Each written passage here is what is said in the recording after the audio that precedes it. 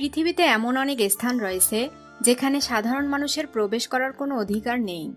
স্বাভাবিকভাবেই এই স্থানগুলো নিয়ে ঘনীভূত হয়েছে রহস্য। তালিকায় থাকা তেমনি একটি স্থান হলো রহস্যময় দেশ ভ্যাটিকান সিটি। কারণ ভ্যাটিকান সিটির গোপনীয়তা ও রহস্যময়তা নিয়ে কারো কোনো প্রশ্ন নেই। প্রকৃত অর্থেই এটি রহস্য এবং গোপনীয়তার নগরী, আর যুগ যুগ ধরেই মানুষের আগ্রহ এবং রহস্যের কেন্দ্রবিন্দুতে রয়েছে এই ভ্যাটিকান সিটি। রহস্য ঘেরা এই দেশ সম্পর্কে জানব কতে কুড়ি চ্যানেলের এ পর্বে। কতে কুড়ি চ্যানেলে আপনি নতুন হলে অনুরোধ করব সাবস্ক্রাইব করে বেল আইকনটিতে ক্লিক করুন।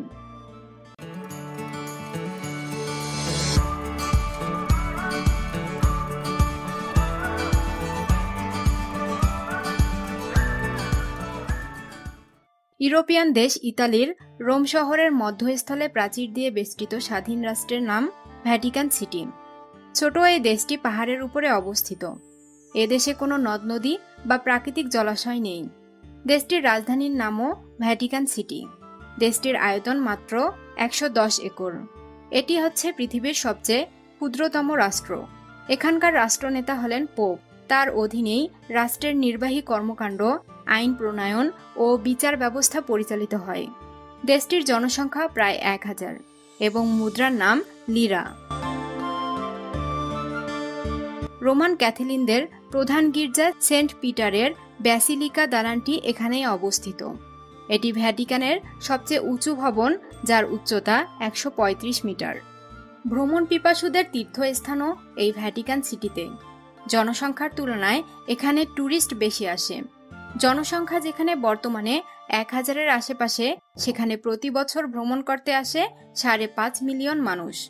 কারণ ধর্মীয়, ঐতিহাসিক এবং সাংস্কৃতিক দিক থেকে ভ্যাটিকান বেশ সমৃদ্ধিশালী। এটি রোমান ক্যাথলিক গির্জার বিশ্ব সদর দপ্তর হিসেবেও কাজ করে। ভ্যাটিকান শহর মধ্যযুগ ও রেনেসাঁস সময়ের নির্মিত প্রাচীর দিয়ে রোম শহর থেকে বিচ্ছিন্ন।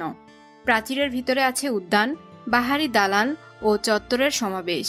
ভ্যাটিকান সিটিতে রয়েছে একটি মহাকাশ অবজারভেটরি এবং লাইব্রেরি অব ভ্যাটিকান।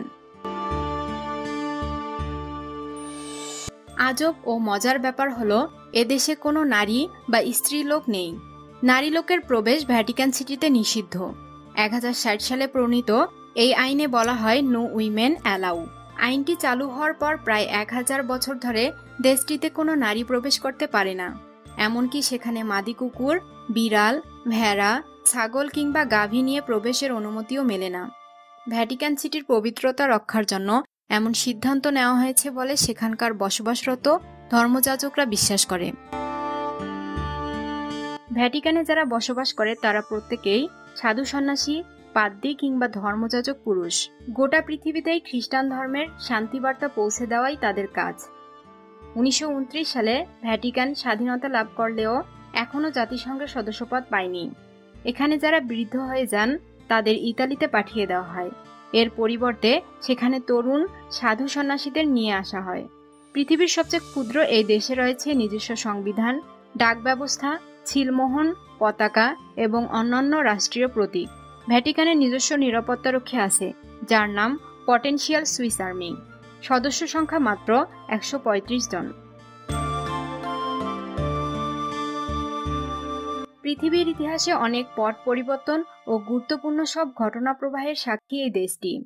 প্রকৃত অর্থেই এটি রহস্য এবং গোপনীয়তার নগরী। এদেশের সবচেয়ে রহস্যের জায়গাটি হল ভ্যাটিকান সিটি আর্কাইভ বা সংগ্রহশালা। জায়গাটিকে বলা হয় স্টোর হাউস অফ সিক্রেট, অর্থাৎ গোপনীয়তার সংগ্রহশালা। বিগত শতাব্দীগুলোতে বিভিন্ন সময়ে পোপদের আদান প্রদানকৃত নানা চিঠিপত্র, অধ্যাদেশ এবং এমনই অনেক ঐতিহাসিক জিনিস নিয়ে গড়ে উঠেছে ভ্যাটিকানের এই আর্কাইভসটি। সংগ্রহশালাটি নিয়ে অনেক রকম কথা প্রচলিত আছে, যার মধ্যে সবচেয়ে ভয়ঙ্কর হচ্ছে বাইবেলের সংরক্ষণের কথাটি।